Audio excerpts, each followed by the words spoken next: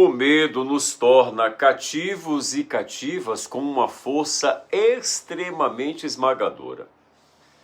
O medo paralisa, submete nossa vontade de forma que não temos força para reagir.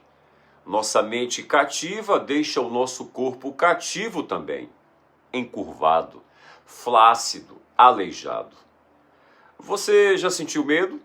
Eu conheço pessoas que são cativas de suas emoções. Para elas, a razão não tem sentido nem sentimentos. Estas pessoas vivem controladas pelos seus afetos e desafetos. Controladas pelo mundo interior, pelo que as pessoas pensam delas ou pelo que sentem por elas. São como um barco sem leme, expostas aos ventos e navegam sem direção, sem proteção e sem um porto seguro. Mas quando conhecemos, estudamos e praticamos a palavra de Deus, ela tem poder de nos libertar da submissão às mentiras. Quanto mais conhecemos a verdade através do estudo da jornada do ano bíblico, mais desejaremos viver e praticar a verdade. O resumo de hoje em nossa jornada do ano bíblico está baseado em Ester capítulo 7, 8, 9 e 10.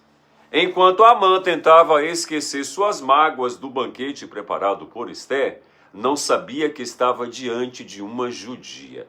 O rei, não suportando mais o mistério de Ester, pergunta-lhe pela terceira vez: qual é a tua petição, rainha Ester? Ester capítulo 7, verso 2. E finalmente Ester revela o seu propósito em forma de súplica. Súplica por sua vida e pela vida de seu povo. Amã então é desmascarado e, perturbado, comete o desatino de lançar-se aos pés da rainha. Ato esse que causou maior fúria ainda no coração do rei Assuero. Sem imaginar, Amã havia preparado a sua própria forca. Impressionante as palavras de Ester, capítulo 7, verso 4. Outra prova de que foi realmente uma serva do Altíssimo. Se ainda como servos e como servas nos tivesse vendido, calar-me-ia, porque o inimigo não merece que eu moleste o rei? A preocupação de Ester não foi com a perda do bem-estar ou status reais, mas com a própria vida.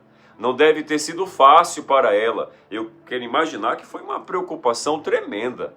E aqui eu não me refiro à vida deste mundo como um sopro que se esvai, mas com a vida eterna. Ester não teria aborrecido o rei e tomado seu tempo, não fosse em defesa da vida. E o quanto não temos importado em aborrecer a Deus com as nossas queixas, às vezes sem sentido, com orações repletas de pedidos egocêntricos e cheios de orgulho próprio. Enquanto Amã queria glória para si, Ester manifestou total desinteresse pela exaltação própria, não fazendo caso de tornar-se serva, se fosse preciso, é claro. O fim de Amã foi apenas a colheita do que ele mesmo cultivou, pois quem planta ódio, colhe morte, e quem planta amor, colhe a vida. Que as nossas orações no dia de hoje sejam repletas de gratidão a Deus e de súplica uns pelos outros. Em atitude de humilhação e com lágrimas, Ester se lançou aos pés do rei a clamar pela vida de seu povo. Pela segunda vez ela colocou a sua própria vida em risco e pela segunda vez Assuero lhe estendeu o cetro de ouro. Ester capítulo 8, versos 3 e 4. O seu pedido de que fosse revogado os decretos concebidos a Amã, os quais ele escreveu para aniquilar os judeus, não pôde ser atendido, visto a força normativa da lei persa, porque os decretos feitos em nome do rei e com o seu anel se selam e não se podem ser revogados. Ester capítulo 8, versos 5 e 8. Mas o desejo de sua amada rainha não ficaria sem resposta. Um novo decreto foi então autorizado por Assuero e ditado por Mordecai de que os judeus tinham a autorização legítima de se defender dos algozes que se levantassem contra eles. Foi um tempo de angústia e muita expectativa, mas a figura de Mordecai, vestido como rei, encheu o coração do povo de alegria e esperança. e muitos dos povos da terra se fizeram judeus, porque o temor dos judeus tinha caído sobre todos eles. Ester capítulo 8, verso 17. Através da visão espiritual de Ester e Mordecai, todo o povo e até estrangeiros foram beneficiados. Duas pessoas que creram no poder de um Deus que remove reis e estabelece reis, que dá sabedoria aos sábios e entendimento aos inteligentes. Mesmo após 70 anos de cativeiro de seu povo, o Senhor provou que mesmo em face de uma cultura pagã e idólatra, ele conserva a integridade daqueles que o temem e o invocam. A influência de Ester e Mordecai mostrou sua eficácia e alcance através da reação dos judeus e de todos os estrangeiros, alcançados pela alegria que só o Senhor pode dar, a força de que necessitavam para enfrentar aquele temido dia. No dia 13 do mês de Adar, o reino de Assuero foi despertado por uma sangrenta guerra civil. O edito que concedia aos judeus a liberdade de se defender os encheu de coragem e de valentia. Sob a constante tensão de inimigos ocultos e declarados, eles ergueram as suas espadas em defesa de suas vidas e da vida de suas famílias. Em todas as províncias houve oposição, mas também a defesa daqueles que lutavam pela subsistência de seu povo. E amparados pela invisível mão do Senhor, se dispuseram para defender a vida e tiveram sossego de seus inimigos. Ester capítulo 9, verso 16.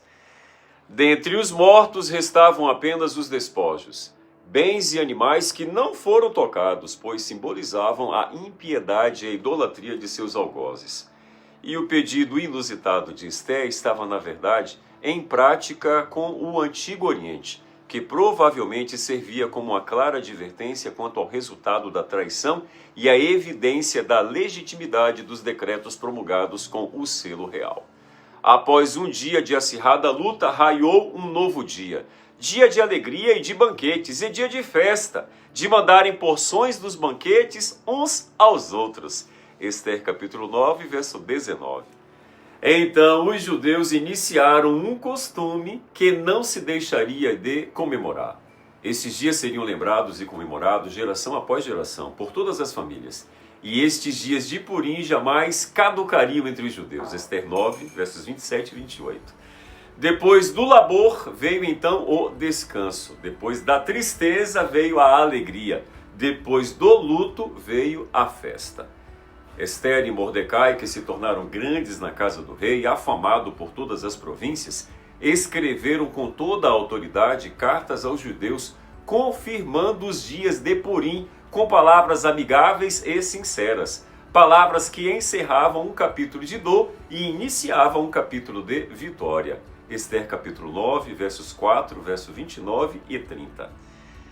Estamos vivendo, por assim dizer, o dia 13 do mês de Adar. Misericórdia, Senhor. Há um adversário ao nosso redor, cheio de grande cólera, sabendo que pouco tempo lhe resta. E o Senhor está prestes para encerrar o último capítulo da história do pecado e inaugurar o primeiro capítulo de nossa história eterna na eternidade. A despeito de ser um dos menores capítulos da Bíblia, Ester capítulo 10, tem uma das mais belas lições de superação, fé e altruísmo. A grandeza de Mordecai, a quem o rei exaltou, alcançou o patamar de Daniel e de José. Ester capítulo 10, versos 2 e 3. Como estes personagens, Mordecai também chegou à posição mais nobre do reino após o rei. Em nenhum momento percebemos no texto sagrado que Mordecai alcançou favor pela cobiça, nem tampouco por falsas gentilezas ou por motivos egoístas. Muito pelo contrário, ele era estimado entre seus irmãos e procurava o bem-estar e a prosperidade do seu povo. Ou seja, a vida de Mordecai e os propósitos de Deus que colocou em seu coração foram tão nobres que as últimas palavras do livro de Ester não são dedicadas à rainha, mas sim a Mordecai. Assim como Daniel e como José, Mordecai confiou no Senhor e ele permaneceu sendo fiel a despeito das circunstâncias. Ele pisou nas pegadas que o Senhor havia traçado para ele e tratou de conduzir Esté pelo mesmo caminho. Se Esté e Mordecai não tivessem sonhado os sonhos de Deus, quão diferente teria sido a história, não somente deles, mas também de todo o povo judeu. Quando o Egito tinha o poder nas mãos de matar ou deixar viver, Deus suscitou José. Quando o mesmo se deu com Babilônia, Deus então levantou Daniel.